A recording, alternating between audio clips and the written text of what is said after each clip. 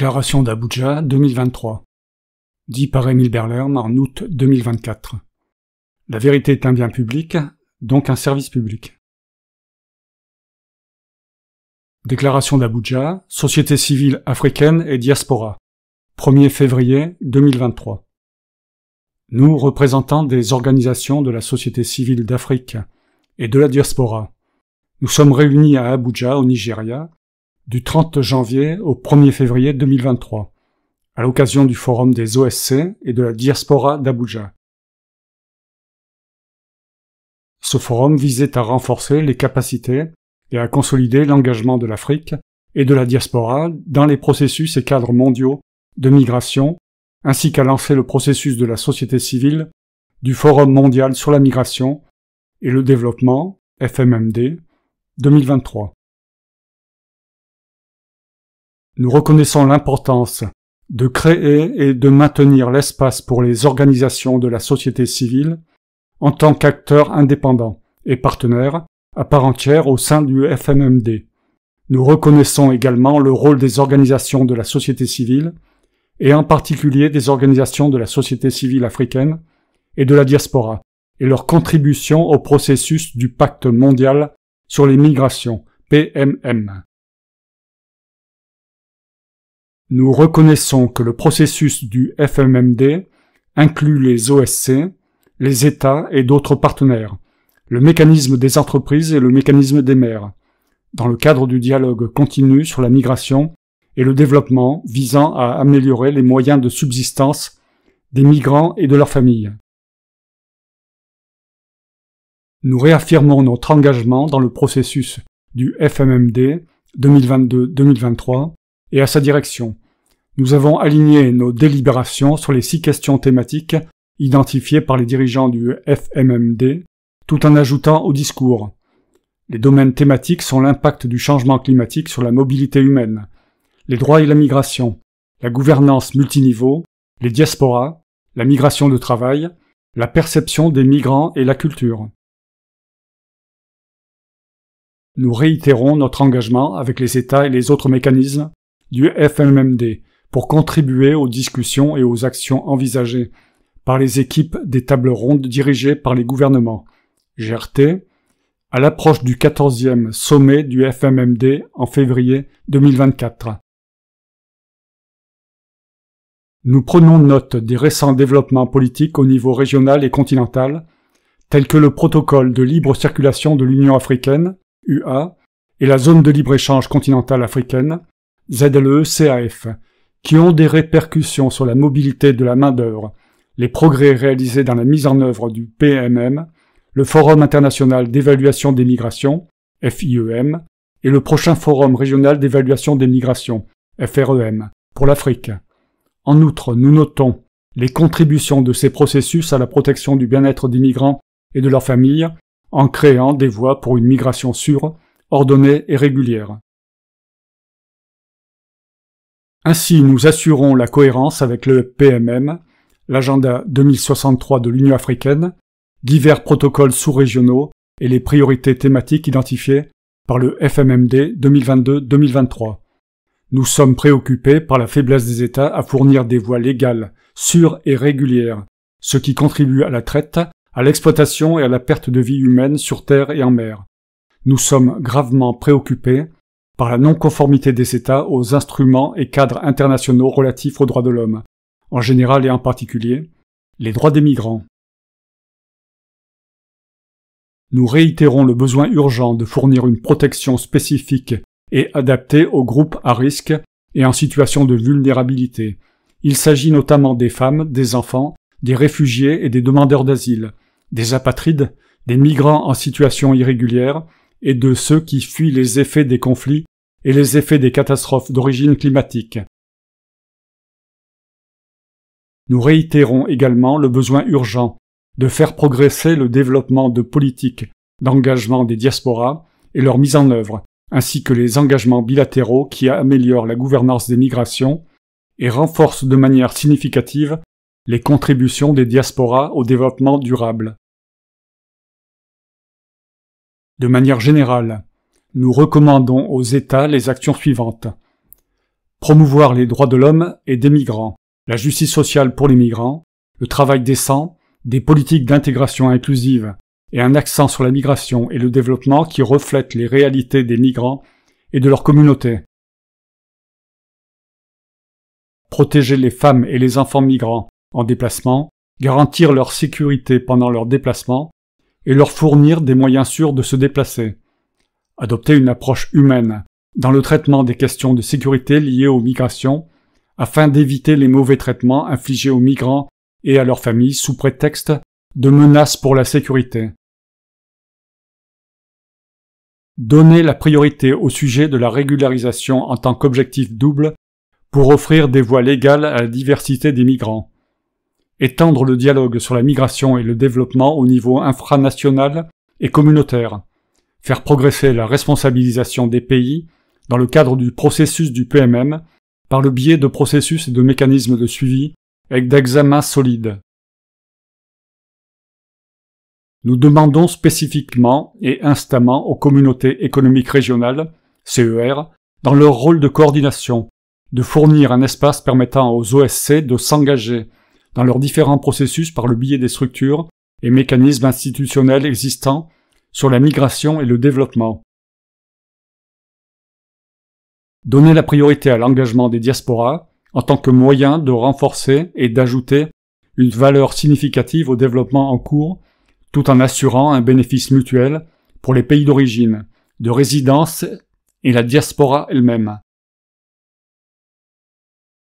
Concernant les 3 domaines prioritaires identifiés par les OSC africaines lors du forum d'Abuja, nous formulons les recommandations suivantes. Sur l'impact du changement climatique sur la mobilité humaine, nous reconnaissons que la mobilité induite par le climat fait peser de multiples menaces sur la vie et les biens des personnes en Afrique. Nous affirmons que les catastrophes liées au climat forcent les gens à quitter leur foyer, tout en touchant de manière disproportionnée les femmes et les jeunes. Nous reconnaissons que les moteurs de la migration climatique, tels que les événements climatiques extrêmes, sont répandus dans tous les pays africains et qu'ils traversent souvent les frontières et les communautés, avec des effets dévastateurs sur les moyens de subsistance, entraînant une insécurité alimentaire, des pertes d'emplois, des crises sanitaires, des conflits violents, entre autres. Compte tenu de ces éléments, nous exhortons les États, en collaboration avec d'autres partenaires, à mettre en place un système d'alerte précoce et de préparation qui fournit des données valables liées à la mobilité liée au climat. Collaborer par le biais de partenariats transfrontaliers afin de promouvoir une mobilité humaine sûre, ordonnée et digne, ainsi qu'une relocalisation planifiée face au changement climatique, tout en mettant en place des approches sensibles au genre et fondées sur les droits de l'homme.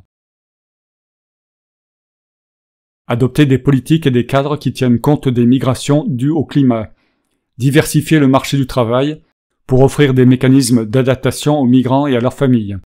Intégrer de manière significative les communautés de première ligne et les populations vulnérables dans les processus de prise de décision et de mise en œuvre des politiques sur les questions liées à la migration climatique.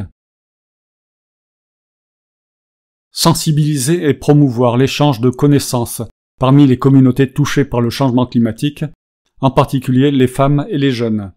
Donner la priorité au financement immédiat du Fonds pour les pertes et dommages, en mettant l'accent sur les personnes touchées par les catastrophes liées au climat, tout en éliminant les processus bureaucratiques et les obstacles à l'accès au fonds et en assurant une distribution juste et équitable. Collaborer avec des partenaires, notamment le mécanisme de migration des mers, afin de promouvoir des mesures liées à l'adaptation et de concevoir des solutions innovantes.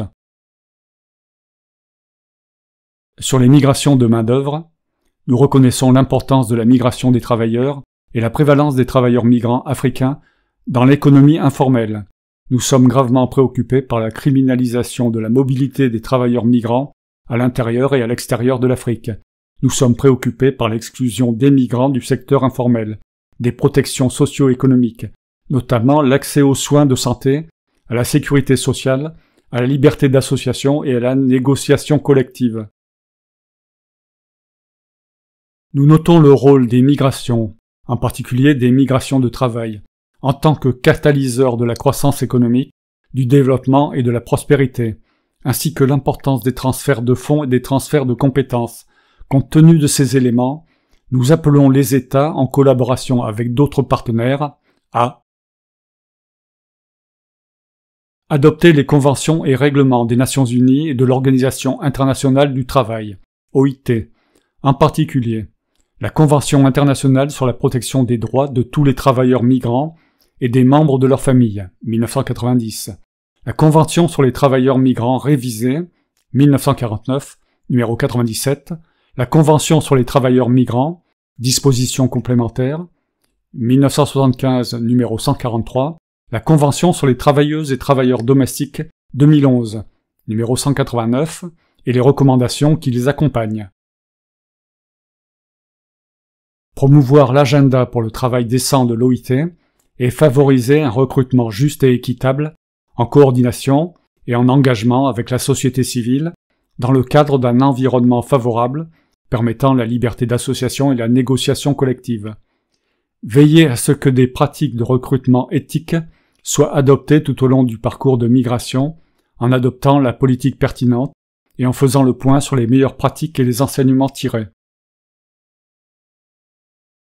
Promouvoir la mobilité des travailleurs en améliorant, en développant et en créant des programmes qui garantiront la mobilité temporaire des travailleurs migrants et de leurs familles.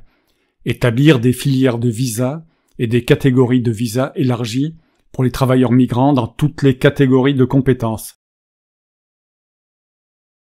Reconnaître les compétences de tous les migrants en adoptant des principes directeurs de reconnaissance de l'apprentissage antérieur qui incluent des aspects d'amélioration et de reconnaissance des compétences, en particulier pour les migrants engagés dans l'économie informelle. Créer des voies légales permettant aux travailleurs migrants d'accéder au système de protection sociale et promouvoir la transférabilité des prestations sociales, notamment lors du retour dans le pays d'origine. Conclure des accords sur la mobilité de la main-d'œuvre, par exemple des accords bilatéraux sur le travail, des partenariats mondiaux en matière de compétences, qui comprennent des dispositions spécifiques pour assurer la protection des droits des travailleurs migrants et garantir leurs droits fondamentaux au travail, y compris des systèmes de protection des salaires, des mécanismes de plainte et de médiation par le biais des missions diplomatiques des pays d'origine. Ce processus devrait inclure la consultation des partenaires sociaux, y compris les syndicats et les ESC. Garantir des approches inclusives en matière de gouvernance des migrations de main-d'œuvre et de reconnaissance des compétences au-delà des frontières, en particulier pour les personnes qui émigrent des pays africains. Sur la diaspora, nous reconnaissons que les membres de la diaspora sont des acteurs clés dans la promotion du développement de leur communauté, dans les pays d'origine et les pays de résidence. Nous reconnaissons que la diaspora amplifie les préoccupations des migrants, de leurs familles et de leur communauté d'origine. Nous soulignons le voyage du migrant et le pouvoir multigénérationnel de sa diaspora, en reconnaissant fermement que si tous les migrants sont des diasporas, toutes les diasporas ne sont pas des migrants. Ceci doit être intégré dans tous les aspects de la migration et du développement. Ainsi nous appelons les États, en collaboration avec d'autres partenaires, à renforcer la collaboration entre la diaspora et les gouvernements des pays d'origine, afin de promouvoir les réseaux de la diaspora pour des investissements productifs et le développement, relever les défis liés au transfert de fonds, notamment les méthodes de transfert, la réduction du coût des transferts et l'augmentation de la couverture et de l'accès. Créer un environnement favorable aux investissements de la diaspora en réduisant le coût des affaires, en introduisant des garanties pour les investissements, fonds de la diaspora, en encourageant les envois de fonds, notamment par des allègements fiscaux ou des réductions tarifaires. Veiller à ce que la diaspora puisse conserver ses droits civils et politiques dans son pays d'origine, notamment par la citoyenneté, comme le droit de vote à l'étranger, et la représentation au gouvernement. Redonner la priorité au panafricanisme, axé sur le patrimoine et la culture en tant que partie intégrante de notre histoire mondiale, en reliant la diaspora au pays d'origine et en amplifiant le capital culturel de la diaspora pour soutenir le patrimoine culturel de leur pays et région d'origine. Tirer parti des communautés et des réseaux de la diaspora pour promouvoir les transferts de compétences, l'amélioration des qualifications et la création d'emplois, en engageant la diaspora comme partenaire technique des gouvernements. Renforcer les collaborations bilatérales, qui s'appuient sur les contributions des diasporas aux pays de résidence et d'origine, et élaborer des cadres pour l'accès aux droits, tels que la transférabilité de la protection sociale. Promouvoir l'engagement de la diaspora en tenant compte de l'importance des liens générationnels par le biais d'une cartographie et l'engagement de la diaspora multigénérationnelle et d'activités ciblées. Reconnaître les contributions importantes de la deuxième génération et des générations suivantes des diasporas, c'est-à-dire les enfants de migrants et leurs descendants, dans tous les domaines de la migration et du développement, et encourager leur soutien continu dans les efforts d'engagement des diasporas. Sur d'autres domaines importants à prendre en considération, nous reconnaissons que les 6 domaines prioritaires identifiés par le FMMD ne couvrent pas de manière adéquate tous les aspects liés à la migration et au développement en Afrique. En ce qui concerne le soutien à l'engagement effectif des acteurs africains, nous reconnaissons le soutien financier limité et le rétrécissement de l'espace d'engagement de la communauté internationale qui limite l'engagement effectif des acteurs africains. Plus concrètement, nous notons que le Fonds fiduciaire multipartenaire pour les migrations, MMPTF, dans sa forme actuelle, n'est pas un mécanisme approprié pour financer les organisations de la société civile et de la diaspora. À cette fin, nous recommandons en outre l'organisation et l'automobilisation de la société civile, y compris le renforcement de la capacité des organisations de la société civile à s'engager sur des questions thématiques selon leur point de vue et leur agenda. Renforcer les plateformes permettant aux ESC, à la diaspora et aux syndicats de s'engager dans des dialogues multipartites. Renforcer l'engagement et la participation de la jeunesse africaine dans les pays d'origine et de destination dans la recherche de solutions pratiques en matière de migration et de développement. Renforcer une approche afrocentrée et axée sur les migrants pour aborder le retour et la réintégration des migrants avec des programmes efficaces qui impliquent les communautés de retour. Le financement ciblé de programmes, de projets et d'initiatives divers et novateurs, y compris le plaidoyer pour un fonds de la société civile, dans le cadre du réseau des Nations Unies sur les migrations, par le biais du MMPTF et d'autres mécanismes de financement. Explorer et établir un mécanisme alternatif, inclusif et responsabilisant, où la société civile et les organisations de la diaspora sont les bénéficiaires directs et les principaux demandeurs. Un rôle accru du mécanisme de la société civile du FMMD pour mener les discussions sur le financement des projets liés à la migration. Nous comptons sur le soutien de la société civile africaine et de la diaspora pour la mise en œuvre et le suivi de cette déclaration. Fin dit par Émile Berlerme.